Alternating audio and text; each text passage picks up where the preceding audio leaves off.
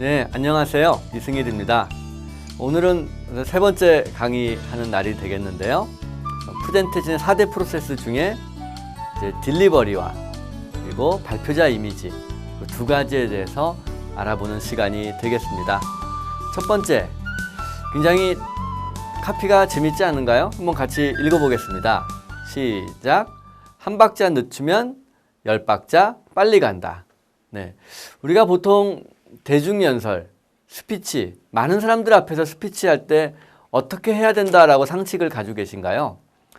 우리가 말하는 목소리의 크기는 평소보다 높게, 그 다음에 말하는 속도는 평소보다 천천히 한다라고 알고 계시죠? 만약 그렇게 10분, 15분 동안 프레젠테이션 한다면 어떻게 될까요? 평소보다 목소리는 크게, 속도는 느리게. 네, 굉장히 재미없는 PT가 되겠죠? 재미없는 프레젠테이션이 될 거예요. 우리가 프레젠테이션 할 때는요, 어떤 그런 한 가지 패턴보다는 좀 더 다양한 생각을 가지고 메시지 중심으로 스피치 하시기를 저는 권해드립니다. 그런 부분에 있어서 여러 방송 쪽에서 우리가 접할 수 있는 그런 스피치 한번 경험해 보시면 좋을 것 같은데요.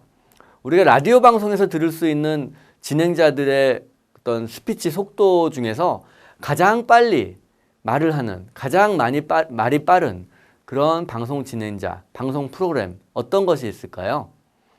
저는 여러분들께 57분 교통정보를 소개하고 싶습니다. 57분 교통정보. 굉장히 말을 빨리 하죠. 30초 동안에 서울 시내의 주요 도로서부터 올림픽대로와 간병북로를 비롯한 주요 간선도로, 그리고 또 수도권에 있는 가까운 고속도로 현황까지도 다 30초 내에 설명하는 그런 것을 볼 수가 있는데요. 그때 어때요? 목소리가 크고 천천히 하나요? 굉장히 빨리 진행이 되죠. 그런 가운데에 있어서도 청취자인 우리들이 그 내용을 잘 캐치할 수 있는 것은 바로 중간중간에 멈춤이 뚜렷하기 때문입니다.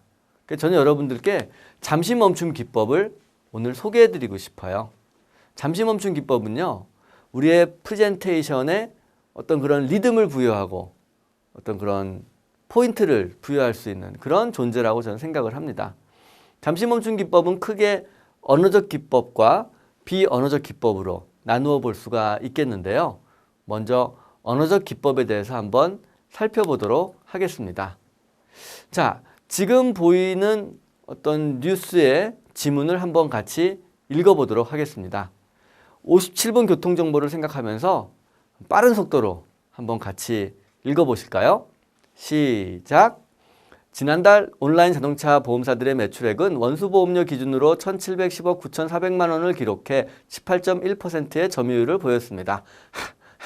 네, 쉬지 않고 읽으려고 하니까 은근히 어려웠습니다. 자, 여기서 우리가 의미 단위로 끊어주면 좀 더 명확하게 메시지를 전달할 수 있는 방법이 될 것 같은데요. 첫 번째 줄, 그 다음에 두 번째 줄에서는 금액을 이야기하기 전에 잠깐 끊어주고, 그 다음에 또 마지막 줄에서는 18.1% 나오기 전에 잠깐 끊어주면 좋을 것 같습니다. 총 3번의 잠시 멈춤을 해주시면 좋을 것 같아요. 다시 한번 읽어보겠습니다. 지난달 온라인 자동차 보험사들의 매출액은 원수보험료 기준으로 1,710억 9,400만 원을 기록해 18.1%의 점유율을 보였습니다. 네, 그래서 우리가 스피치 할 때는요, 속도는 경쾌하게 하길 저는 많이 주문해 드립니다. 많이 권하는 편이에요. 천천히 하는 거 결코 좋지 않습니다.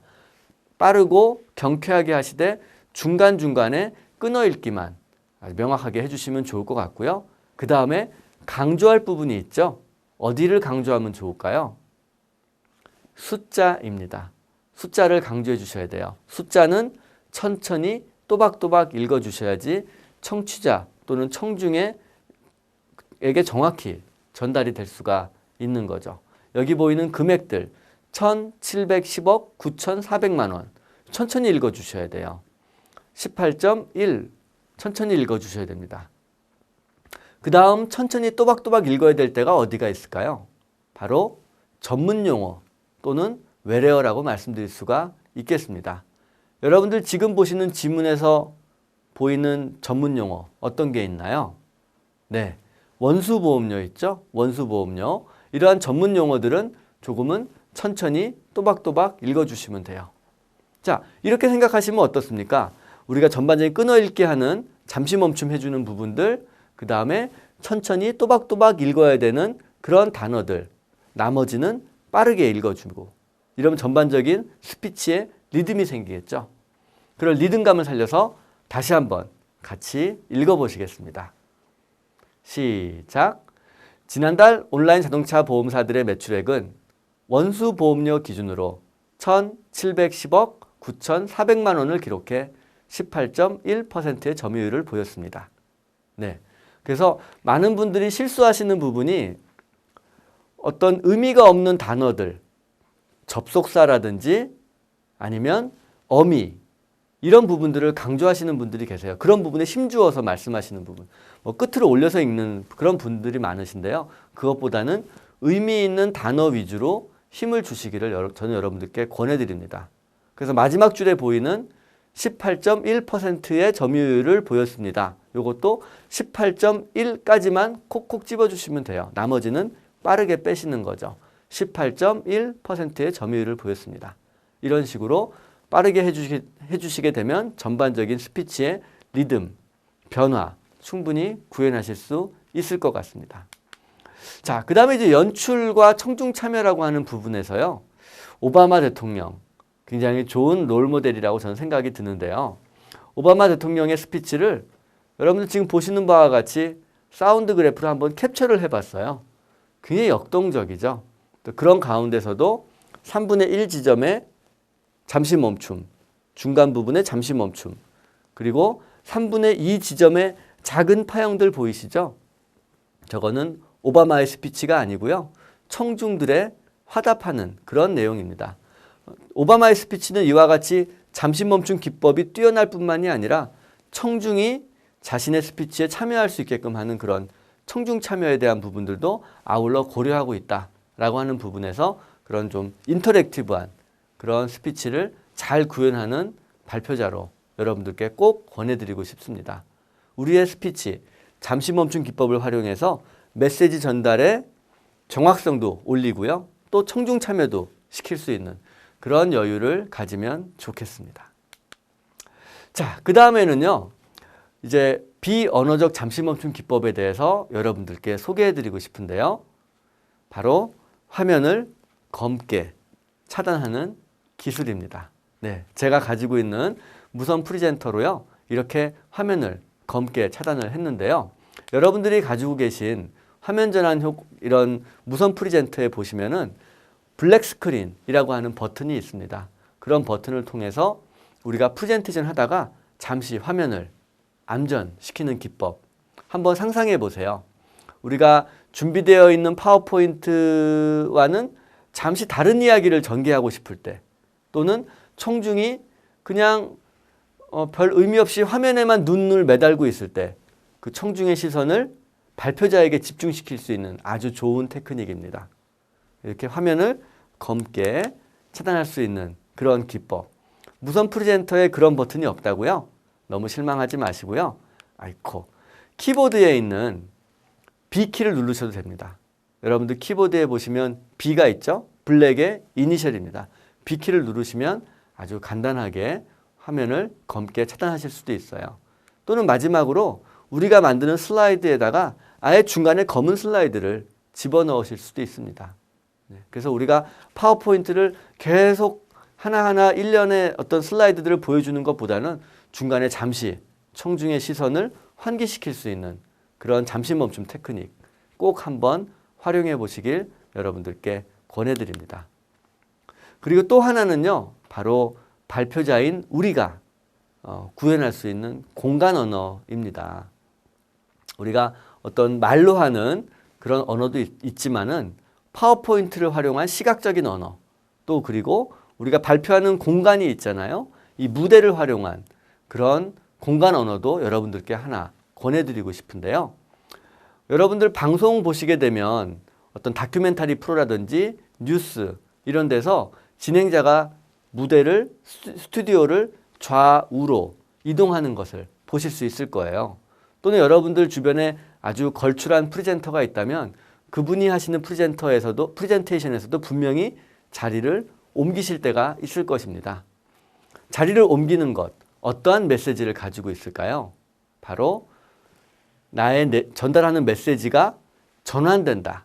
다음 이야기로 넘어가고 있다. 라고 하는 그런 의미를 청중에게 전하는 것입니다. 우리가 무대에서의 위치를 왼편에서 오른편으로 옮길 때 또는 오른편에서 왼편으로 옮길 때 이것은 전환의 메시지를 청중에게 주는 것이다. 라고 하는 것 꼭 기억하시고 활용하시면 좋겠고요. 또 무엇인가 메시지를 강조하고 싶어요. 그런데 목소리를 올리는 강조도 있고 목소리를 낮추는 강조도 있습니다만 공간 언어를 곁들여서 무대에서 한 발 또는 두 발 정도 앞으로 나가서 강조를 하는 그런 공간 언어를 곁들인 강조 기법도 여러분들께 아울러 소개해드려요. 자, 그래서 우리가 프레젠테이션을 할 때 공간 언어를 활용해서 전달할 수 있는 메시지, 좌우 이동의 전환, 또 앞뒤 이동의 강조, 이 동선을 우리가 프리젠터스 트라이앵글이라고 합니다. 한번 같이 읽어볼까요? 프리젠터스 트라이앵글. 네, 우리가 프레젠테이션 하는 동안에 이와 같은 발표자의 삼각형, 프리젠터스 트라이앵글을 2번, 3번 정도 응용하는 연습, 응용하는 시도 꼭 해보시길 권해드립니다. 자, 이렇게 해서 우리가 언어적 잠시멈춤 기법, 그리고 시각적 잠시멈춤 기법, 마지막으로 공간 언어를 활용한 잠시멈춤 기법을 말씀을 드렸는데요. 우리의 프레젠테이션에 생명력을 부여할 수 있는 그런 아주 좋은 기법이니까요. 잊지 말고 꼭 활용하시면 좋겠습니다. 자, 그리고요. 이제 질의응답에 대해서 한번 같이 나눠보도록 하겠습니다. 같이 한번 읽어보실까요? 시작! 질의응답은 프레젠테이션 핵심 전략이다. 네, 우리가 아주 애써서 프레젠테이션을 준비하고 또 무대 위에서 성공적으로 프레젠테이션을 잘 마쳤다 하더라도 프레젠테이션 뒤에 이루어지는 질의응답을 효과적으로 대응하지 못한다면 결코 좋은 프레젠테이션이라고 할 수가 없을 것입니다. 질의응답 어떻게 하는 것이 잘하는 걸까요? 우리가 질문을 받았을 때 아주 명쾌하게 답변을 해주는 것이 좋은 질의응답 테크닉일까요? 물론 그것도 방법이 될 수는 있겠지만은 소수의 인원이 아닌 다수의 인원, 몇십 명, 몇백 명 되는 청중 앞에서 프레젠테이션을 하고 질의응답을 할 때는요. 저는 이와 같은 4단계의 프로세스를 여러분들께 권해드립니다. 첫 번째로는요. 청중의 질문을 경청하는 것이죠. 질문하는 사람과 눈을 맞추고 또 질문하는 내용을 좀 메모하는 또는 메모하는 척이라도 하는 그런 자세가 청중에게 호의적인 이미지를 심어줄 수 있는 방법이 되겠습니다. 자, 두 번째. 전 두 번째가 제일 중요하다고 말씀드리고 싶어요. 바로 질문을 확인하는 과정이죠. 질문을 받은 다음에는요. 네, 좋은 질문 감사합니다. 이러이러한 질문 하신 거 맞죠? 라고 확인해 주시는 거예요. 두 가지의 가치가 있습니다. 첫 번째로는 질문한 사람에게 내가 전달해 주는 거죠. 내가 당신의 질문을 잘 들었습니다. 라고 하는 신호를 보내는 것이고요. 더 중요한 의미는 질문을 하지 않은 다른 청중과 질문의 내용을 공유하는 거예요. 많은 분들이 놓치는데요. 질문한 거를 바로 답변을 하게 되면 나머지 사람들은 그 질문이 뭔지도 모르고 답변에 관심도 없어지는 경우가 많습니다. 반드시 꼭 질문 내용을 확인하시고 공유하고 그 다음에 답변하실 수 있도록 하시면 좋겠고요. 3단계, 답변하시기 전에 해당 시각 자료가 있다. 뭐 발표했던 자료 중에 있을 수도 있고요. 또는 나머지 자료들을 뒤에 숨겨 놓으실 수도 있죠. 그 자료들을 딱 화면에 띄워놓고 발표를 하세요. 자, 이렇게 질문을 확인하고 화면을 준비하는 그 시간 동안에 우리가 답변할 내용을 좀 더 머릿속으로 정리할 수도 있기 때문에 이와 같은 프로세스를 통해서 우리가 좀 더 확실한 또 좀 더 청중에게 가치 있는 답변을 할 수 있는 그런 부분들을 우리가 이와 같은 질의응답 테크닉, 이 네 가지의 프로세스에서 충분히 연출이 가능하실 것이다 라는 생각이 들었습니다. 자, 아주 간단한 것 같지만은요, 굉장히 중요한 테크닉이라고 말씀드릴 수가 있겠어요. 질문을 끝까지 들어주고 질문을 확인해서 공유해주고 해당 자료를 띄워놓고 답변하는 네 가지의 답변 테크닉, 프로세스 꼭 기억하시길 바랍니다. 자, 이렇게 해서 우리가 프레젠테이션의 프로세스 중에 컨텐츠, 비주얼, 딜리버리에 대해서 학습을 했는데요. 마지막 네 번째 같이 한번 따라해 보시도록 하겠습니다. 시작! 메시지가 아니라 메신저를 팔아야 한다. 네, 이게 무슨 얘기냐고요? 우리가 사실 프레젠테이션을 준비하면서 또 프레젠테이션을 실행할 때 우리가 전달하려고 하는 메시지에 엄청 많이 집중을 합니다. 하지만 의외로 청중은 말이죠. 그 메시지보다는 발표자가 어떠한 외모를 가지고 있는가, 어떠한 음성을 가지고 있는가, 어떠한 복장을 하고 왔는가에 대한 그런 이미지를 훨씬 더 오래도록 기억하는 것 같아요. 메시지도 물론 중요하지만 발표자의 이미지 또한 굉장히 중요합니다. 이런 발표자의 이미지 얼마나 중요한지 고대 그리스의 철학자 아리스토텔레스에게 물어보았습니다. 발표자의 메시지뿐만이 아니라 발표자의 이미지가 중요한 건 왜 그런가요? 라고 물어봤더니 아리스토텔레스가 이런 이야기를 하더라고요. 상대방을 설득하기 위해서는 세 가지 요소가 필요하다. 그것은 바로 에토스와 로고스, 그리고 페이토스다 라고 얘기해 주는 거예요. 로고스부터 한번 살펴볼까요? 로고스는 무엇일까요? 로고스는 이성, 논리적인 메시지를 이야기하는 것입니다. 메시지가 구조감이 있어야 되고 앞뒤의 인과관계가 뚜렷해야겠죠. 그래야지만 설득력이 높아질 것입니다. 그리고 페이토스는 무엇일까요?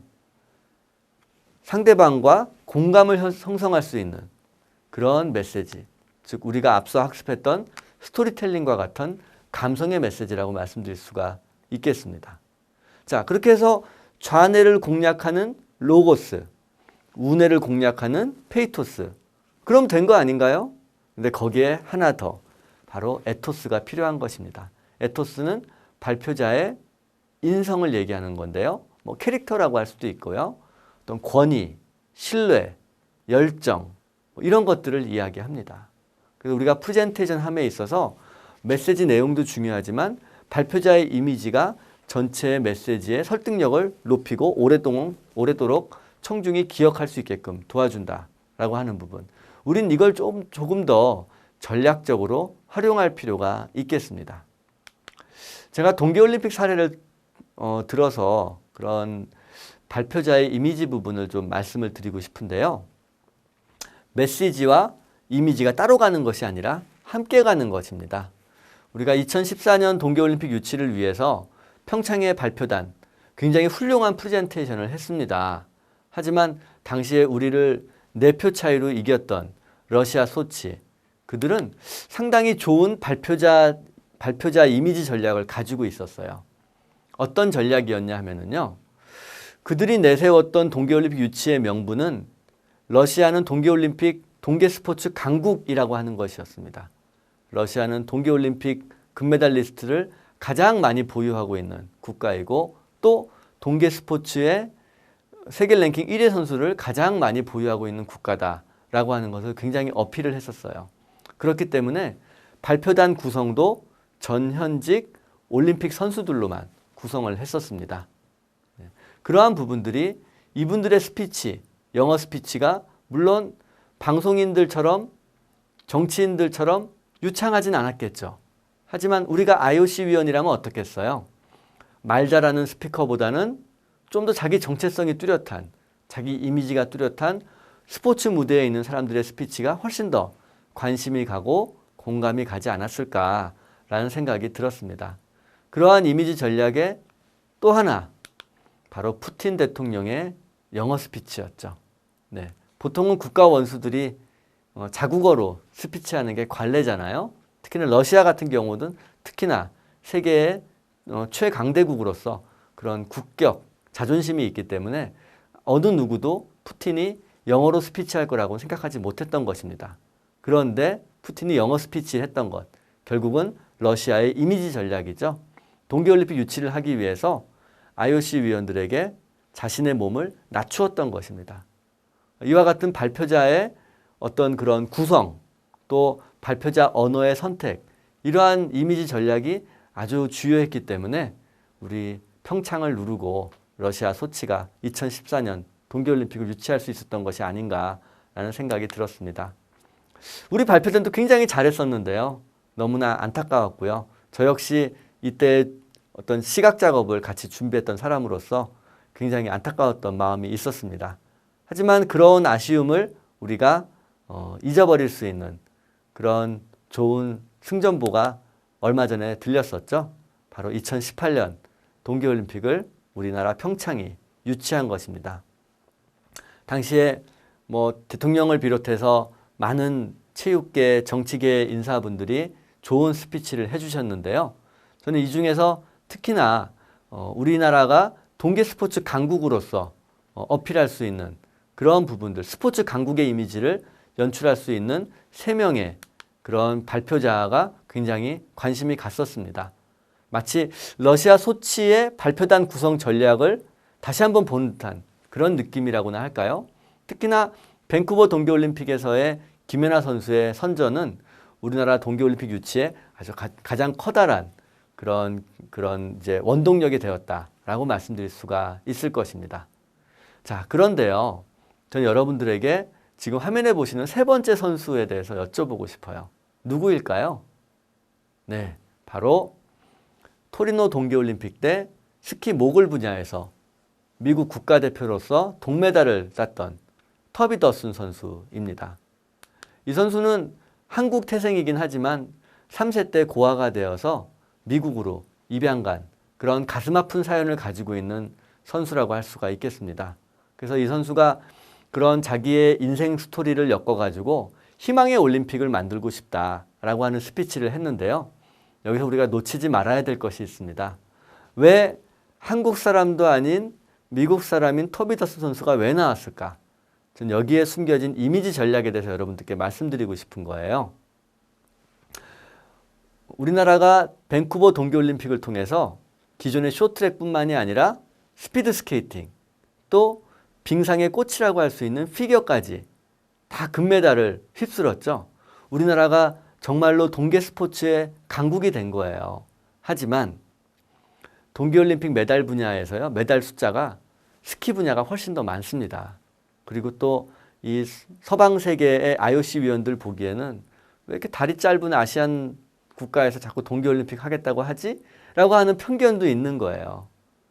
터비 더슨 선수가 그런 말을 하진 않았지만 터비 더슨 선수의 존재만으로도 아시아에서도 스키 분야에 아시아인들도 스키 분야에서 좋은 경기력을 발휘할 수 있다라고 하는 부분을 IOC 위원들에게 어필했던 것입니다. 일종의 무력 시위라고나 할까요? 네. 그래서 그러한 이미지 전략, 그러한 부분들이 우리의 메시지 전달에 얼마나 큰 기폭제가 되는가 여러분들과 함께 나누고 싶었습니다. 네.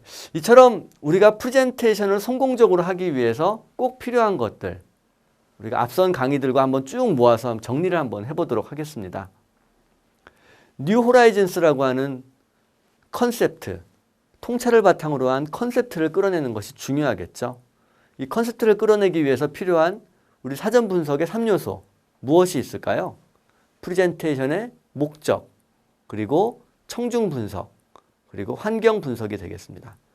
퍼포즈, 피플, 플레이스, 이 3P를 바탕으로 한 컨셉을 도출하는 것이 중요하다라고 여러분들께 말씀을 드리겠고요. 그다음에 이제 그것을 바탕으로 해서 일관되게 프로세스를 실행해야겠죠. 스토리텔링으로 대표되는 컨텐츠, 그 다음에 비주얼, 시각 효과, 그리고 발표단의 스피치, 그리고 발표단 구성으로 청중에게 IOC 위원들에게 어필할 수 있는 이미지 전략. 이 평창 동계올림픽이 우리가 기대 이상의 큰 득표를 할 수 있었던 것은 이와 같이 프레젠테이션 관점에서 좋은, 잘 짜여진 프로세스를 실행했기 때문이다 라고 여러분들께 말씀드릴 수 있을 것 같습니다. 뭐 짧은 시간이긴 하지만 여러분들께서 이제는 프레젠테이션에 대한 구조, 거기다 테크닉까지 같이 나눈 좋은 시간이었다고 저는 생각이 드는데요. 이 시간 마치고 여러분들의 이제 프레젠테이션 좋은 성과가 있기를 바라겠습니다. 저는 다음에 또 좋은 기회가 있을 때 여러분들 뵙기를 희망하면서 이번 강연을 마치도록 하겠습니다. 감사합니다.